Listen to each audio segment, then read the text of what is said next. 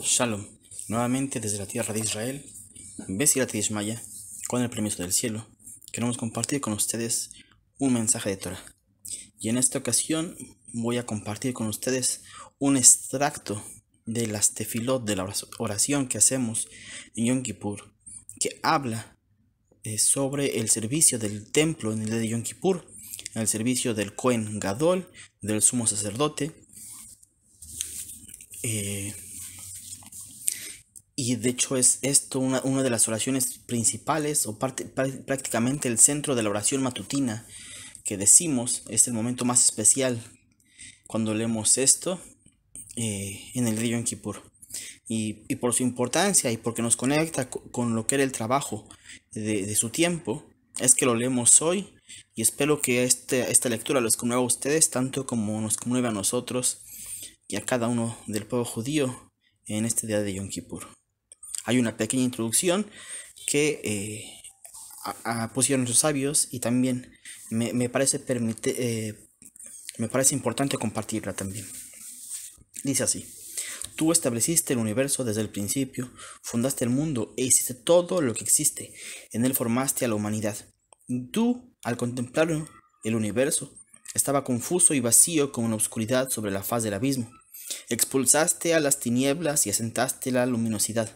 Formaste un ser moldeado de tierra y le ordenaste acerca del árbol del conocimiento. Pero él desdeñó tu palabra y fue expulsado del jardín del Edén. Pero no lo exterminaste en virtud de tu paciencia infinita. Engrandeciste sus frutos y bendijiste su simiente. Le hiciste multiplicar con tu bondad, haciéndolo morar en tranquilidad. Pero los hombres se desprendieron del yugo y dijeron a Dios: apártate de nosotros. Pero al quitar tu mano al instante se marchitaron como hierba. Recordaste el pacto del varón íntegro en su generación, Noah, y en virtud de sus méritos dejaste un remanente en el mundo. Para él hiciste el pacto del arco de Iris, y por el amor a su ofrenda placentera bendijiste a sus hijos. Pero por sus riquezas erraron y erigieron una torre, y dijeron: vengamos, subamos y penetremos el firmamento a fin de pelear contra el Dios. Un varón singular, padre de muchedumbres, Abraham, brilló como una estrella de la hornaza del horno de fuego. Fue sacado para alumbrar la oscuridad. Anulaste tu ira al contemplar sus actos y en su vejez escudriñaste su corazón. Pusiste una corona en su cabeza, con gracia hiciste salir de él. Él fue un cordero puro, Yitzhak, escogido de entre las ovejas. De su tronco hiciste salir un varón íntegro, a Jacob. Desde él fue tomada del vientre el sellado en tu pacto estaba. Le otorgaste 12 tribus amadas del Altísimo. Ellos fueron llamados los que portan el fardo del vientre. Sobre Leví colocaste una diadema de gracia y de bondad, y de todos sus hermanos a él adornaste con una corona. Amram fue el varón escogido del tronco de Leví, y Aarón lo santificaste, varón santo para el Eterno. Desde sus raíces lo santificaste, lo adornaste bellamente con una vestidura ministerial y por medio de su ofrenda anulaste tu ira. Él portaba una diadema, un manto, un pectoral, vestimentas, una túnica, un pantalón de paño, una mitra y un cinto. Ofrecía ofrendas de vacas, ofrendas de holocaustos, ovejas, y hacía las inmolaciones de las cabras y el corte de los carneros, la mezcla de especies aromáticas, la quema de las brasas, el rociamiento de la sangre, según una cuenta exacta, la innovación del incienso y la oración verdadera. Con su santidad expiaba nuestras iniquidades, vestido de lino, y con arreglo de piedras preciosas. Con todo ello, se vestía como un ángel celestial. Todo ello lo estableciste en honor de Aarón, lo pusiste como un recipiente de expiación para Israel, y en su mano colocaste el perdón de las iniquidades. En sustitución de Aarón, uno de su familia, de su simiente, se levantaba en cada generación para servir en tu presencia en el día de la expiación. La instrucción práctica del servicio del día lo aprendían durante 7 días en tu morada, y se lo rociaba en el tercero y séptimo día para purificarlo, rodeado continuamente de las ofrendas de paz de los ancianos del pueblo y de sus sabios hermanos, los sacerdotes, Coanim, hasta que llegaban al 10º día del séptimo mes, a la mañana de la víspera de Yom Kippur. Se le hacía jurar en la época en la que había sectas,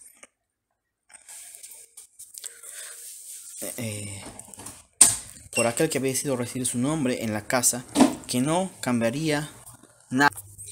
En la mañana de la víspera de Yom Kippur se le hacía jurar por el nombre del Eterno y en su casa, que no cambiaría nada de todo lo que se le había dicho, pues quizás hubiera en su corazón algo de herejía en el tiempo en el que había la secta de los saduceos. Él extendía sus manos y lloraba, porque habían sospechado de él, y los que lo hacían jurar, sus hermanos, extendían sus manos y lloraban, porque habían sospechado de su hermano, de quien sus obras al final eran ocultas, pues quizá no hubiera nada malo en su corazón, y decían: mira en presencia de quien te presentas, entras al lugar de flamas ardientes. La congregación de nuestro pueblo confía en ti, y nuestro perdón está en tus manos. Le enseñaban y le hacían repetirlo y el orden del servicio hasta que llegaba el 10º día del mes, y por la mañana del 10º día de Yom Kippur se le colocaba en la puerta oriental, haciendo pasar frente a él los toros, carneros y las ovejas. Todo ello al final de que conociera y estuviera habituado al orden del servicio. Extendían delante de él una tela de lino al llegar el momento de degollar el animal de la ofrenda continua, a fin de hacer una separación entre él y el pueblo. Cumplía su tarea con reverencia y temor, y se examinaba de cualquier cosa que le obstruyera la inmersión ritual. Se regocijaba por el mandamiento que a él le tocaba cumplir, y se quitaba las ropas profanas, descendía y realizaba la inmersión ritual en la migbe, luego subía y se sacaba tal como se lo habían ordenado. Se le proporcionaba la vestidura con oro y se vestía con ellas, luego purificaba en agua sus manos y sus pies. Netilat Yadayim y Raglaim. De inmediato recibía el cordero de la ofrenda continua, lo inmolaba y dejaba que otro sacerdote terminara el sacrificio. Mientras él recibía la sangre del animal, la vertía sobre el altar, conforme a lo que se había ordenado en la Torá. Luego entraba en el santuario, encendía las 5 candelas, encendía el incienso de la mañana y finalmente otras 2 candelas para completar las 7. Después salía y ofrecía en el altar la cabeza del animal y sus miembros. Según era prescrito, como todos los días, ofrecía las ofrendas diarias de harina, así como la libación de vino en todos los recipientes sagrados. Y después ofrecía el toro de la ofrenda de holocausto y los 7 corderos de la ofrenda del agregado del día, así como sus ofrendas de harina y sus libaciones, conforme a sus leyes. Inmediatamente después entraba al salón denominado Parvá, que estaba en el santuario, y se le extendía una tela de lino para separar entre él y el pueblo, como al principio. Antes de proceder a quitarse las vestiduras de oro, purificaba escrupulosamente sus manos y sus pies, luego se despojaba de las vestiduras con oro, descendía y realizaba una inmersión ritual en la migbe. Se secaba, se vestía con las vestiduras blancas, ya que el servicio del día debía ser realizado con vestiduras blancas, y de nuevo se apresuraba a purificar sus manos y sus pies, Netilat Yadayim. Primeramente se dirigía hacia el toro que debía ofrecer. El toro estaba parado en el lado norte frente al santuario y al altar, con la cabeza hacia el sur y el rostro mirando hacia el oeste, y el sacerdote se paraba en el lado este, teniendo el rostro vuelto hacia el oeste. Se paraba allí y con un profundo sentimiento de reverencia en presencia del Dios Altísimo, recitaba la fórmula de confesión y apoyaba sus manos sobre el toro y se confesaba. Y esto era lo que decía: por favor, oh Eterno, he pecado, he cometido iniquidad y me he rebelado delante de ti, tanto yo como los miembros de mi casa. Por favor, en virtud de tu nombre inefable, expía las transgresiones, las iniquidades y las rebeliones con las que hemos transgredido. Me he pervertido y me he rebelado delante de ti, tanto yo como los miembros de mi casa, pues está escrito en la Torá de Moshe: pues en este día él hará expiación por ustedes de todas sus transgresiones delante del Eterno, serán purificados.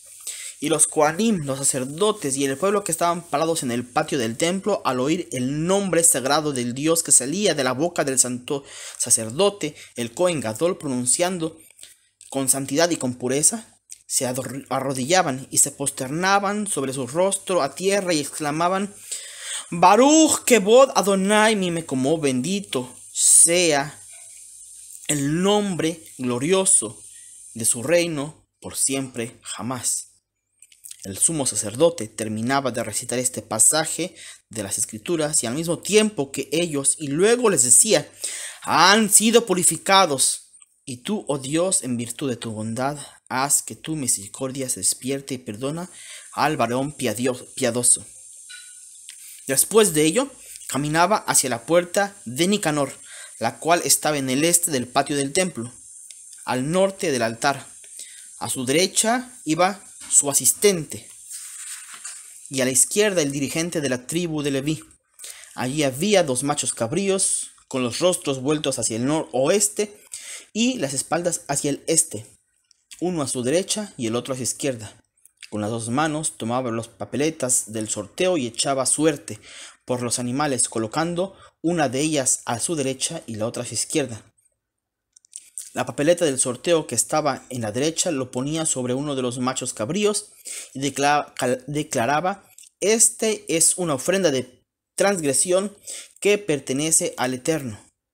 Y los sacerdotes y el pueblo que estaban parados en el patio del templo, al oír el nombre divino que salía de la boca del sumo sacerdote, pronunciado con santidad y con pureza, se arrodillaban, se posternaban sus rostros a tierra y exclamaban: Baruch Kevod Adonai mi Mekomo, bendito sea el nombre glorioso de su reino por siempre jamás.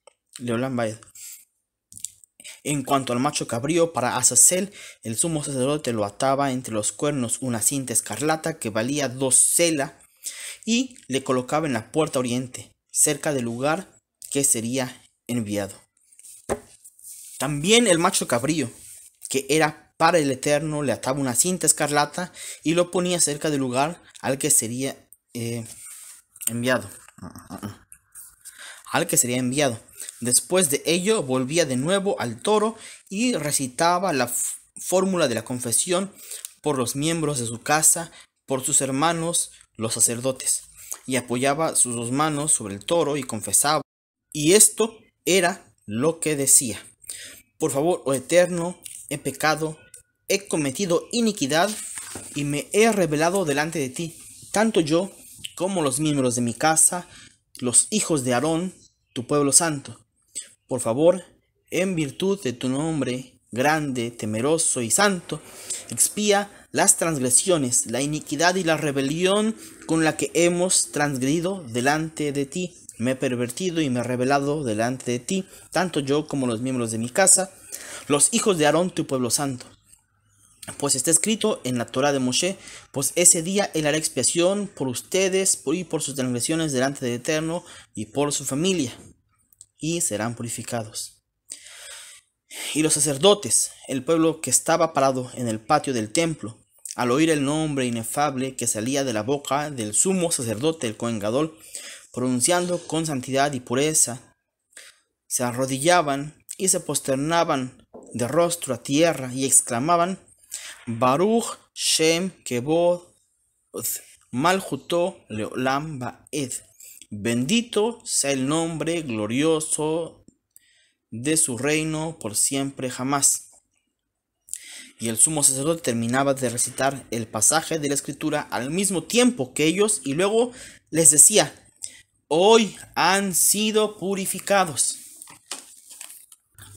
Después de la confesión se apresuraba a hacer la ofrenda de transgresión que era de él y ofrenda de transgresión del pueblo. Examinaba el cuchillo y degollaba el toro, recibiendo su sangre en un recipiente limpio.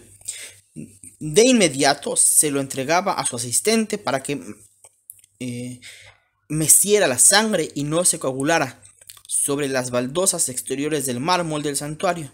Dejaba la sangre en manos de el que había meneado y tomaba un incensario de oro rojizo que tenía una capacidad de 3 k'av, y luego subía al altar y vaciaba las brasas, de la mitad de las cuales eran carbones y otra mitad eran llamas. Atizaba las brasas encendidas del lado oeste del altar. Luego descendía con el incensario lleno de brasas encendidas y lo colocaba sobre las baldosas de mármol del patio del templo. Sacaban para él un cucharón vacío y un incensario lleno de incienso fino, y él tomaba de él un puñado lleno de incienso, colocándolo en el cucharón. Tomaba en su mano derecha el incensario con brasas y en el izquierdo el cucharón con el incienso.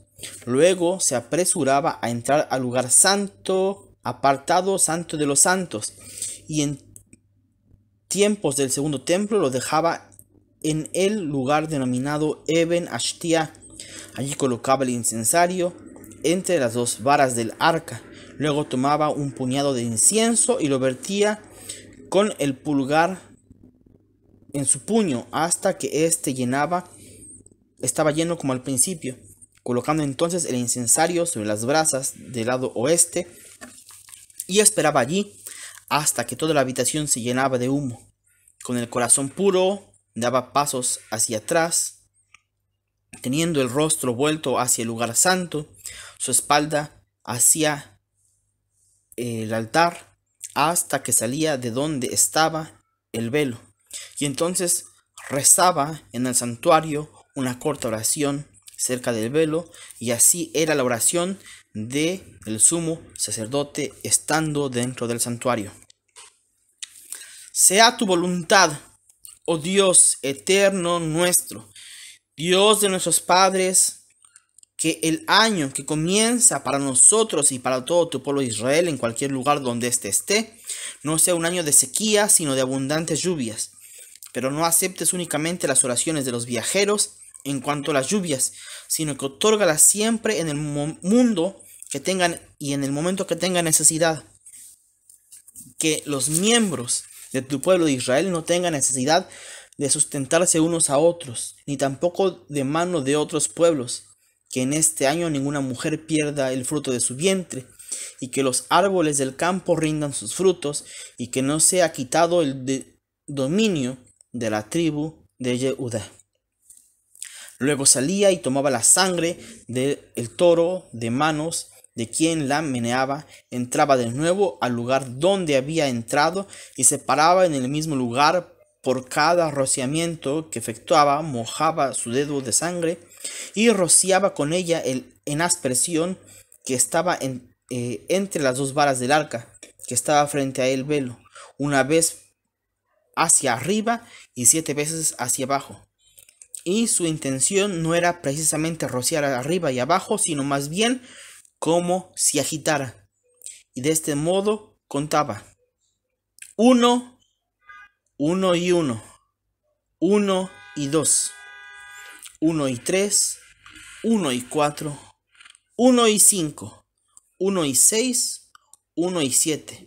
Luego salía del lugar santo de los santos y lo dejaba sobre la base de oro que estaba en el santuario.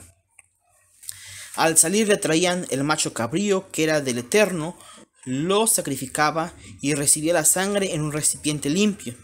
Luego entraba de nuevo al lugar santo de los santos para rociar la sangre de este macho cabrío, en el mismo orden que había seguido con la sangre del toro, una vez para arriba y 7 veces hacia abajo. Y su intención de nuevo no era precisamente rociar arriba y abajo, sino más bien como si lo meciera. Y de nuevamente contaba 1 y 1, 1 y 2, 1 y 3, 1 y 4, 1 y 5, 1 y 6, 1 y 7. Luego salía y lo dejaba sobre la segunda base de oro que estaba en el santuario. Luego se apresuraba a tomar la sangre del toro que estaba sobre la base de oro y separaba entre el altar de oro y el velo, mojando su dedo cada vez, rociando con la sangre delante del velo, frente al espacio que estaba entre las dos varas del arca, por fuera, una vez para arriba y 7 hacia abajo. Y su intención no era precisamente rociar arriba y abajo, sino más bien como meciendo. Y de este modo contaba 1 y 1, 1 y 2, 1 y 3, 1 y 4, 1 y 5, 1 y 6, 1 y 7. Acto seguido, se apresuraba y dejaba la sangre del toro y tomaba la sangre del macho cabrío, haciendo con ella como había hecho con la sangre del toro. Rociaba con la sangre delante del velo, frente al espacio en que estaban entre las dos varas del arca, pero por afuera, una vez por arriba y 7 hacia abajo, y su intención no era precisamente rociar arriba y abajo, sino más bien como meciendo. Y de nuevo contaba 1 y 1, 1 y 2, 1 y 3, 1 y 4, 1 y 5, 1 y 6 y 1 y 7. Luego, lleno de alegría, vertía la sangre del toro al interior del recipiente en que estaba la sangre del macho cabrío. Luego vaciaba el recipiente lleno en el vacío a fin de que se mezclaran bien. Después separaba junto al altar de oro entre el altar exterior y el candelabro. Allí rociaba la sangre mezclada sobre las 4 esquinas según el orden prescrito en la ley de Moshe. Comenzaba en la esquina noreste y terminaba en la esquina sudeste. Atizaba bien las brasas y las cenizas que estaban en el altar de oro hasta que se dejaban ver el oro, y luego rociaba la sangre mezclada sobre la parte limpia del altar 7 veces del lado sur.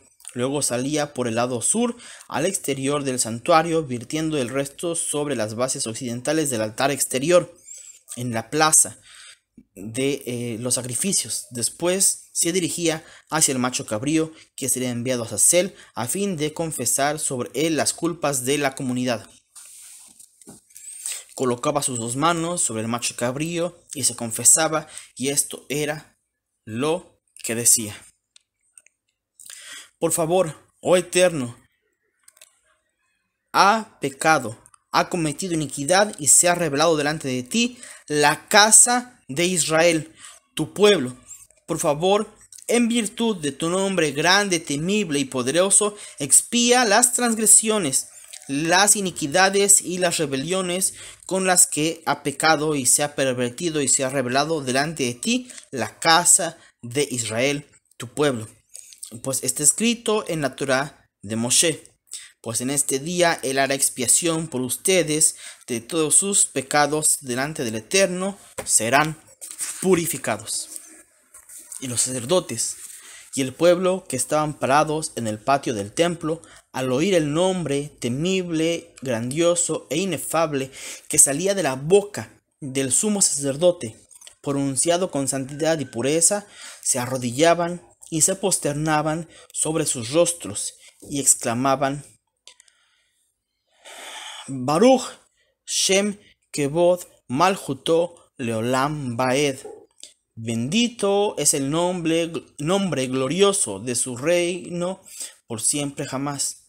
el sumo sacerdote terminaba de recitar el pasaje de las escrituras al mismo tiempo que ellos, y luego les decía: han sido purificados, y tú, oh Dios, en virtud de tu bondad, que sea despierte tu misericordia y perdona a la congregación de Yeshurun. Luego llamaba a uno de los sacerdotes que se había preparado desde el día anterior y le entregaba el animal para que lo condujera a la tierra de Gezara y el desierto desolado. Al llegar al peñasco, partía por la mitad la cinta escarlata que estaba atada a los cuernos del macho cabrío. Amarraba la mitad al peñasco y la otra mitad a sus cuernos. Lo empujaba con ambas manos hacia atrás y el animal rodaba, cayendo al precipicio, y todavía no llegaba hasta la mitad de la montaña cuando ya se había despedazado. Y decía así: que sean perdonadas las transgresiones de tu pueblo Israel. Y se hacían señal que eran agitadas con paños, a fin de que la gente supiera que el macho cabrío había llegado al desierto. Después corría dirigiéndose hacia el toro, el sacerdote, el gran sacerdote, el sumo sacerdote, y el macho cabrío que iban a ser quemados en el altar. Los partía y les secaba las partes internas, poniéndolas en una bandeja para que fueran quemadas sobre el altar. La carne la trenzaba y la enviaba por medio de otros, quienes la sacaban y la llevaban al lugar donde sería quemado. Luego regresaba al patio de las mujeres del templo, después que el macho cabrío había llegado al desierto, y allí recitaba la primera bendición de la Torá y leía la sección después de la muerte de los hijos de Aarón del libro de Vayikra, Levítico, y la sección de Ah Beazor del libro de Números. Al terminar enrollaba el rollo de la Torá, el pergamino, y lo ponía en su seno y decía lo siguiente: más de lo que yo les he leído está escrito aquí. Incluso la sección de Ah Beazor la recitaba de memoria, y después recitaba 8 bendiciones por la Torá, por el servicio del templo, por el agradecimiento, por el perdón de las iniquidades, por el santo templo, por Israel, por los sacerdotes y por el resto de las oraciones. Luego se dirigía hacia el sitio de la inmersión ritual y allí purificaba sus manos, sus pies, despojándose de las vestiduras blancas, efectuando la inmersión ritual en la migbe, y luego subía y se secaba. A continuación hacía la ofrenda del macho cabrío, que era ofrecido en el exterior, el cual era la ofrenda de Musaf, la añadida del día. Luego ofrecía su carnero y el carnero del pueblo. Después quemaba las partes internas de la ofrenda del pecado y hacía las ofrendas de harinas de los 2 carneros conforme a sus prescripciones en la ley de Moisés. Después hacía las libaciones de todas las ofrendas de Musaf, los añadidos del día, según sus prescripciones. Y luego ofrendía la ofrenda continua de la tarde conforme a la ley. Después de hacer todo esto, de nuevo regresaba al lugar de la inmersión ritual, purificaba sus manos, sus pies, se quitaba las vestiduras de oro y efectuaba la inmersión ritual, y subía y se secaba. Le traían las vestimentas blancas de nuevo, se purificaba sus manos y sus pies y entraba entonces en el lugar santo de los santos a fin de sacar el cucharón y el incensario que había introducido allí por la mañana. Y de nuevo iba al lugar de la inmersión ritual, purificaba sus manos, sus pies, se quitaba las vestiduras blancas. Luego efectuaba la inmersión ritual, subía y se secaba y traían las vestiduras de oro. Se las ponía, se purificaba las manos y los pies y después entraba al santuario a fin de ofrecer el incienso de la tarde. Al salir de ahí ofrecía una ofrenda de harina, la ofrenda continua, así como el resto de la ofrenda de harina y las libaciones, todo conforme a sus prescripciones. Luego entraba para encender las candelas. Al salir se posternaba y purificaba sus manos, sus pies, se quitaba las vestiduras de oro y traían sus propias ropas. Se las ponía y se le escoltaba hasta su casa. Y el sumo sacerdote hacía un día de fiesta para su familia y sus amigos por haber salido en paz del lugar santo.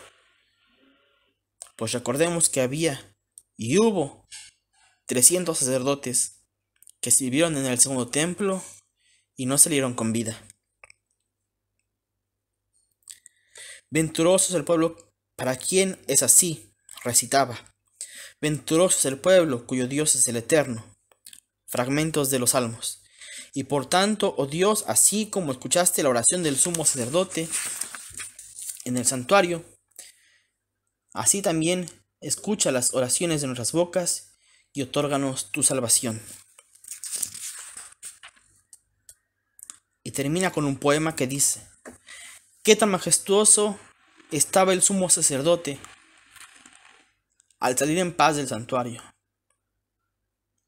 Era como una amatista engastada en una diadema, como un rubí fijado en una corona, como una turquesa famosa en el efod, como un diamante en el pectoral del sacerdote, como un jasper brillante en la constelación, como una piedra de ónix en las columnas de mármol, como el ébano incrustado en el oro, como una esmeralda engastada en el sello, como un topacio resplandeciente y luminoso, como una perla que lanza sus destellos, como la luna en su plenitud, como la salida del sol con toda su fuerza, como los astros del cielo, como un santo, como un ángel del Eterno, tal como está escrito en Malaquías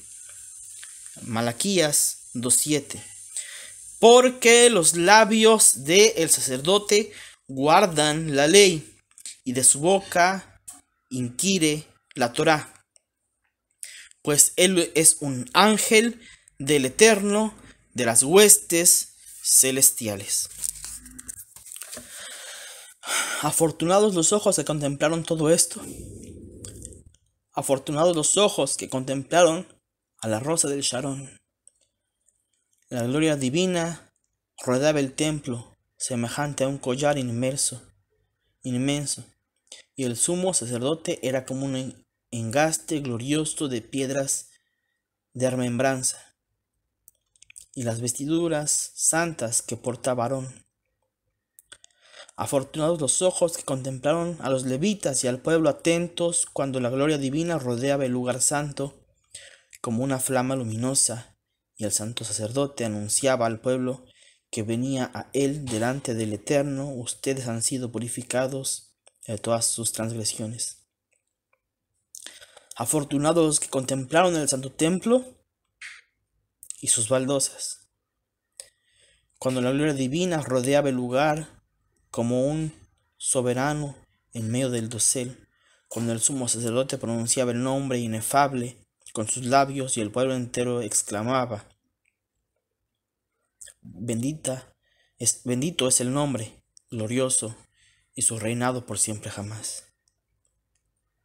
Afortunados los ojos que contemplaron la gloria majestuosa del santuario, cuando la presencia divina inundaba el lugar santo como un rey dentro de su palacio, y el sumo sacerdote portaba dignamente el incensario y el tazón, saliendo luego como el sol henchido de poder. Afortunados los ojos que contemplaron los muros bien amados del santuario, cuando la gloria divina resplandecía como una claridad destellante, cuando el sumo sacerdote leía la palabra divina como un rocío que extendía, y los sacerdotes y el pueblo estaban a su lado como los plantíos de olivos. Afortunados los ojos que contemplaron el nombre Palacio